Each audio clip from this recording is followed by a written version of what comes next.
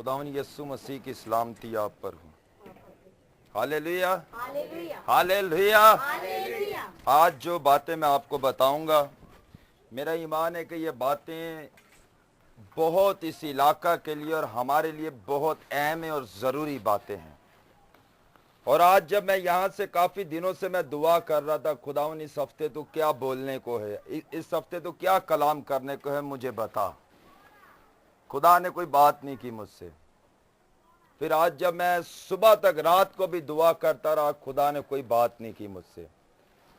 फिर जब मैं सुबह इबादत कराने के लिए गया, 3 प्लेटफार्म से इबादत करके जब आया वापसी दोपहर को, फिर मैं खुदा की हजूरी में अपने सर को झुकाए बैठा हुआ था। खुदावन क्या बोलूं, तू मुझे बता। खुदावन ने देखा कि इसके अंदर क्या तड़प है कि ये मेरी आवाज़ को सुनकर लोगों तक पहुंचाना चाहता है। खुदा ने आखिरकार मुझे बता ही दिया कि तू ये बोल जो मैं तुझे कहता हूँ। हालेलुया। और खुदा ने जो कलाम मुझे दिया है, मेरा ईमान है कि इस कलाम के वसीला से अबलीस का मोक्कल जो इस इलाका के खिलाफ काम करता है और जो जादूगर इस इलाका के खिलाफ काम करते हैं और इस इलाका में काम करते हैं, मेरा ईमान है कि यह कलाम की कुदरत उनको हिला कर रख देगी। हालेलुया। और ये मेरी आवाज़ जहाँ जहाँ तक जाएगी और जहाँ जहाँ तक कोई जादूगर मेरी आवाज़ को सुनता होगा, मेरा ईमान है कि यीशु से तब्दील कर देगा। हालेलुया। आए मेरे साथ देखें आप खरूज की किताब उसका 20वां बाब, खरूज की किताब उसका 20वां बाब और उसकी पहली से 6 आयत तक हम खुदा उनके जिंदा कलाम में से सुनेंगे और देखेंगे। और जिनके पास डायरी और पेन है, मैं चाहता हूं कि ये बातें जरा नोट कर लें और लिखें भी, ताकि ये मैसेज आपको याद रहे और आप किसी वक्त इस मैसेज को दोबारा रिपीट करके याद करें, कभी भूलें ना ये मैसेज। क्योंकि जो मैसेज खुदा की तरफ से मिलता है, उस मैसेज के अंदर इल्हामी बातें खुलती हैं और भेद की बातें खुलती हैं। तो आप नोट किया करें जी। और खुदा ने ये सब बातें फरमाई, और खुदा ने ये सब बातें फरमाई। खुदावन तेरा खुदा जो तुझे खुदावन तेरा खुदा जो तुझे मुल्क मिस्र से और गुलामी के घर से निकाल लाया, मैं हूँ जी। मेरे हजूर तू गैर मबूद को ना मानना, तू अपने लिए कोई तराशी हुई मूरत ना बनाना, ना किसी चीज की सूरत बनाना जो आसमान पर या जमीन पर या जमीन के नीचे पानी में है जी। तू उनके आगे सजदा ना करना और ना उनकी इबादत करना, क्योंकि मैं खुदावन तेरा खुदा गायूर खुदा हूँ जी। जो मुझसे अदावत रखते हैं उनकी औलाद को तीसरी और चौथी पुश्त तक बाप दादा की बदकारी की सजा देता हूँ जी। और हजारों पर जो मुझसे मोहब्बत रखते हैं और मेरे हुक्मों को मानते हैं, रहम करता हूँ। खुदावन इस कलाम के सबब से आप सबको बरकत दे। सब कहें आमीन। Hallelujah, hallelujah. मुकद्दस मूसा जब पहाड़ पर चढ़ा हुआ था और खुदा जब मुकद्दस मूसा को 10 हुक्म दे रहा था, 10 हिकाम दे रहा था, और खुदा ने ये पहला हिकाम मुकद्दस मूसा को दिया, क्योंकि आदम से लेकर जब तक बनी इस्राएल को मिस्र से निकाल कर लाए, मिस्रियों ने एक ही काम किया था, जो काम था बुत परस्ती। वो बुतों को बनाकर, बछड़ों के बुत बनाकर और आदमियों के बुत बनाकर, जानवरों के बुत बनाकर उनको पूजते थे, उनकी प्रस्तिश करते थे, उनकी इबादत करते थे और अपना सर उन बुतों के आगे झुकाते थे। और बताना चाहता हूं, तारीख इस बात की शहादत देती है कि पानी की भी पूजा करने वाले लोग थे वहां पर, जो समुंदर को अपना खुदा मानते थे, जो समुंदर को अपना खुदा और अपना देवता मानते थे और समुंदर की भी पूजा करते थे। और कुछ लोग पहाड़ की पूजा करते थे, पहाड़ को अपना खुदा मानते थे और पहाड़ के आगे वो झुकते थे और उसकी इबादत करते थे। लेकिन बताना चाहता हूं, जब खुदा ने यह देखा कि ये इंसान, जिस इंसान को मैंने बनाया है, यह बुत परस्ती में लग गया है, क्योंकि खुदा क्या फरमाता है कि मैं तेरा खुदावन खुदा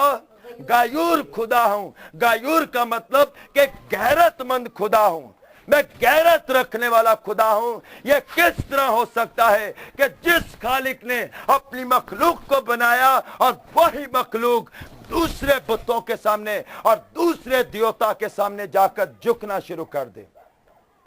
कोई ऐसा नहीं पसंद करता, कोई ये पसंद नहीं करता।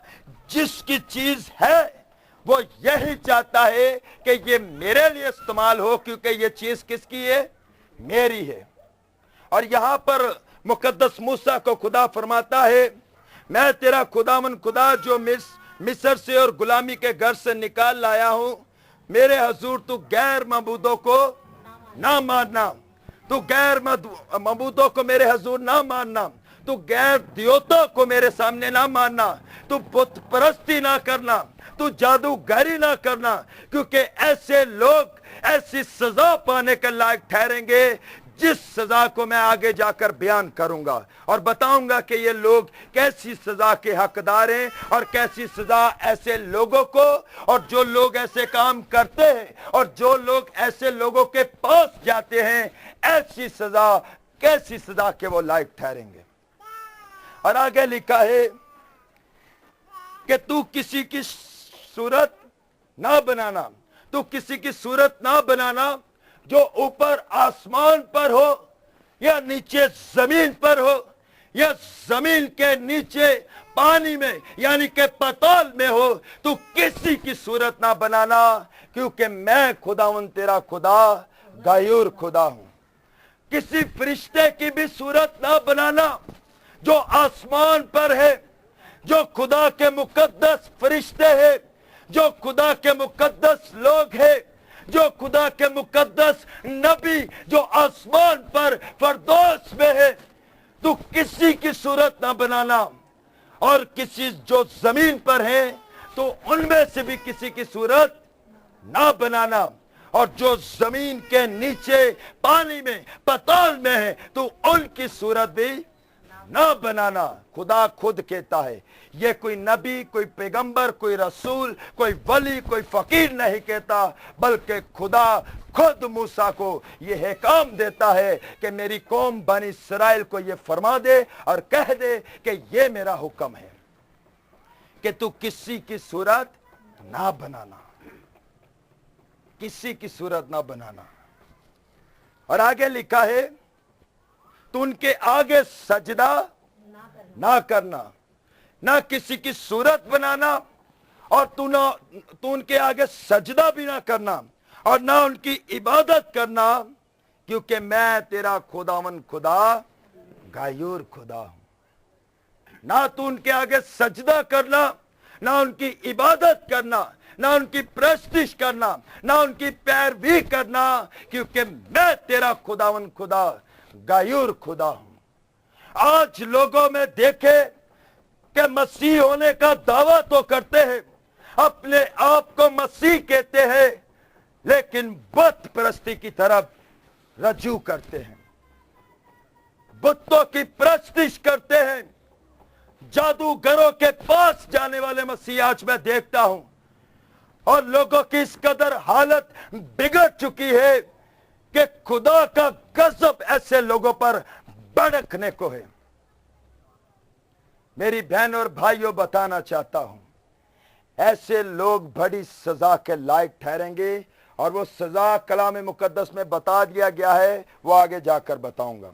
और आगे लिखा है कि जो मुझसे अदावत रखते हैं उनकी औलाद को तीसरी और चौथी पूछ तक मैं क्या करूंगा? उनके बाप दादा की बदकारी की सजा दूंगा। जो लोग मुझसे अदावत रखते हैं, जो मेरे कलाम के खिलाफ चलते हैं, जो मेरे हुक्म के खिलाफ चलते हैं और मुझसे अदावत रखते हैं, उनकी औलाद को उनके बाप दादा की बदकारी की सजा तीसरी और चौथी पुश्त तक चलेगी। इसमें कोई मुआफी की गुंजाइश नहीं हमें नजर आती।